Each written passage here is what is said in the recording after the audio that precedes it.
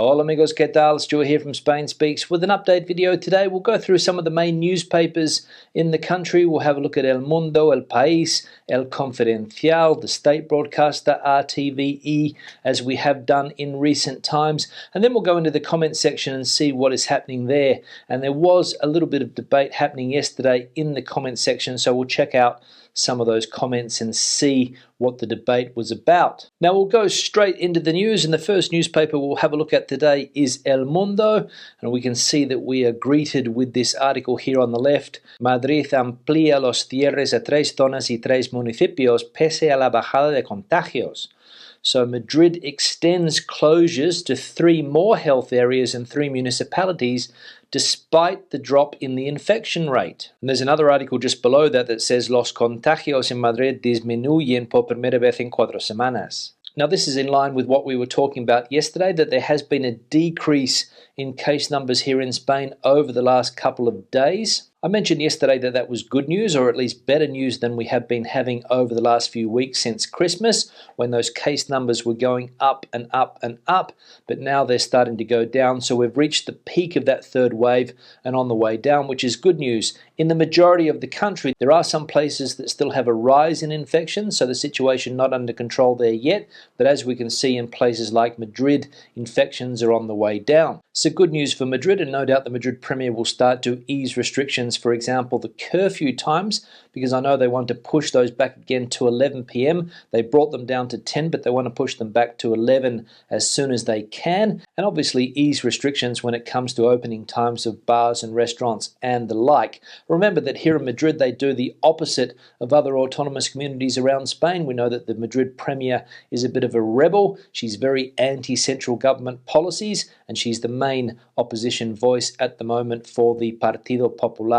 Now we'll go back into the news and we'll scroll down and we'll have a look at this article here, El Sabotaje del Zendal, and we can see here El Sabotaje del Hospital Isabel Zendal, alarmas de madrugada, material contaminado con COVID-19 y 10.000 euros en aparatos robados. So sabotage in the Isabel Zendal Hospital, alarms are being triggered in the early hours of the morning, material has been contaminated with COVID-19, and 10,000 euros worth of devices have been stolen. So what is going on here? Sabotage in Madrid's new hospital. People setting off alarms at 4 o'clock in the morning, stealing devices, and people leaving contaminated material around hoping to infect other people. Now we all know that this hospital was a little bit controversial when it was being built. It is one of the main jewels in the Madrid Premier's crown, but like everything here in Spain, it is a very politicized hospital. This sabotage, as they mention, is most likely coming from people working inside the hospital, people that are not happy with the conditions, people that are not happy with the politics of the Partido Popular in Madrid,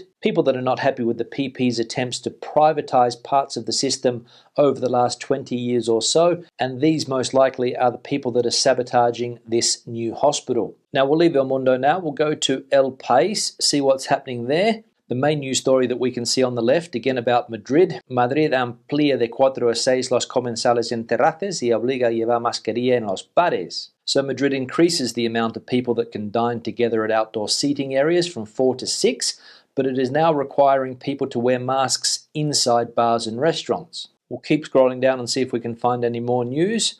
And we'll have a look at this one here about Sanidad. We'll click on that one. And we can see here, la vacuna de AstraZeneca no se inyectará como mínimo a mayores de 65 años. So the AstraZeneca vaccine will not be given to people over the age of 65 years minimum. So more problems with this AstraZeneca vaccine. I was hoping that the vaccination plan was getting back on track, but I know that the government here was relying on these vaccines from AstraZeneca, and of course now recommending that people over the age of 65 or perhaps even over the age of 55 not receive this vaccine. And I don't know what the situation is in the UK with this vaccine. I think this vaccine is being used in the UK as we speak.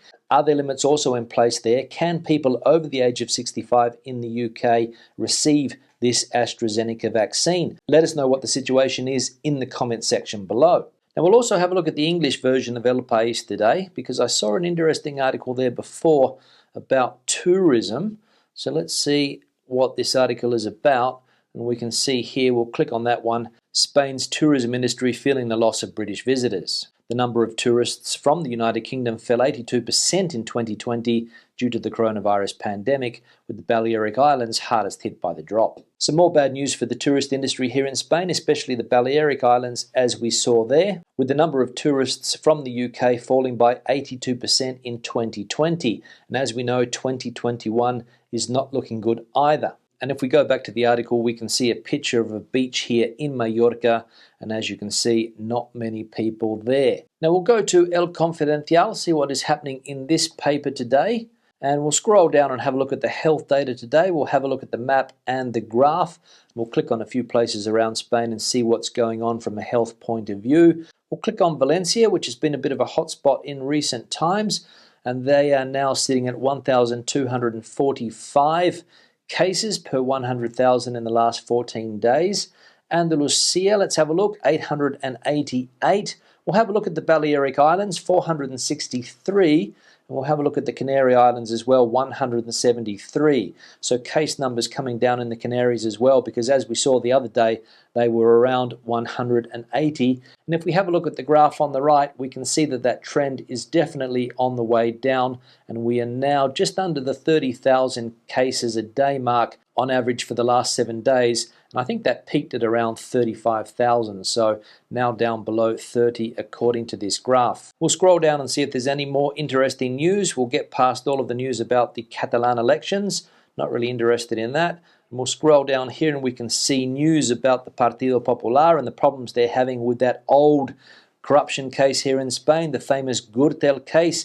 And we can see a picture of the former treasurer there, Luis Bárcenas. And we'll click on that article and see what they say. La Fiscalía es escéptica ante Bárcenas, no dice nada nuevo y tiene nula trascendencia penal. So the prosecutor's office is skeptical of Luis Bárcenas, saying that he has nothing new to say and it has no criminal significance. Now, we spoke a little bit about this corruption scandal yesterday, a case that took place some 10 years ago or even longer, because it goes back to the early 2000s and featuring this person here, Luis Bárcenas, who was the ex-treasurer of the Partido Popular Party. And it was a scandal that involved kickbacks, graft. The Popular Party was running a second set of books, everything being controlled by this man here, Mr. Bárcenas, and he managed to get something like 65 million euros into Swiss bank accounts. And of course, there was a lot of talk about the other important people in the party at the time getting envelopes with various sums of cash left on their desks on a weekly or monthly basis. And of course, the idea that we have now is that Mr. Bárcenas also wants to involve the former Prime Minister of the country, Mariano Rajoy. And of course, again, it is not a very good look for this political party here in Spain. And the new leader of the Partido Popular, Pablo Casado, yesterday refused to comment on the matter. Now we'll leave El Confidencial, we'll go to RTVE, see what is happening there. The main article that the state broadcaster is going with here is about prostitution during the pandemic. Más precariedad, más inseguridad y más violencia. So more precariousness, more insecurity and more violence for prostitutes during the pandemic. And we'll scroll down and see if there's anything else that catches our attention. And there's a picture here on the right of Mr. Casado, the person that I was just speaking about, the leader of the Partido Popular here in Spain. We'll click on that one and see what it's about. And as we can see, Casado apunta que Sánchez filtró las acusaciones de Bárcenas por la campaña y asegura que ese PP ya no existe. So Mr. Casado here pointing out that it was the Prime Minister, Mr. Sánchez, who leaked the accusations of Luis Bárcenas because of the campaign in Catalonia, and he is assuring that that Partido Popular no longer exists. So Mr. Casado there accusing the Prime Minister, Mr. Sánchez, of leaking that information, trying to destroy the image of the Partido Popular here in Spain just before those elections in Catalonia, and also saying that that old Partido Popular no longer exists and trying to distance himself from that negative image of the party. So will he be successful, or has the damage already been done? Now we'll leave the papers there and we'll go into the comment section and see what's happening there. And we'll choose a couple of comments here. We'll have a look at this one here firstly from Alexander. I'm an auxiliar here in Madrid and we almost never have any problems with being paid on time. But from what I understand, some autonomous communities are better about it than others. Unfortunately, last month I was paid late, but it was the first time in almost 2 years that this happened. That said, I guess I can't complain too much because apparently auxiliares in the Valencian community didn't receive their pay for months last year. If you want to be safe, I'd put down Madrid or Catalonia as your top regional preference. Yeah, Alexander, thanks for the comment. Obviously referring to that comment we had from somebody yesterday whose wife is working here in Spain at the moment in this program and hasn't been paid for a couple of months, I think. And thanks for pointing out that it depends on where you are in Spain, where you are located, as to whether you get a prompt paycheck or not. I didn't know about those problems down there in Valencia. I don't know what's going on down there. You said in Madrid and Catalonia that normally people get paid on time and that over the last 2 years your experience has been mainly positive. I saw various comments from other people who also said that they haven't had any problems. There was a comment from Elliot, a person that we interviewed last year, and he said that he hasn't personally had too many problems. But I think he also mentioned, like you, that it depends on where you are in Spain. And to be honest, I'm surprised by this. I can't understand why a government can't pay people on time, and I imagine that that is not the case when it comes to the normal teachers in the system.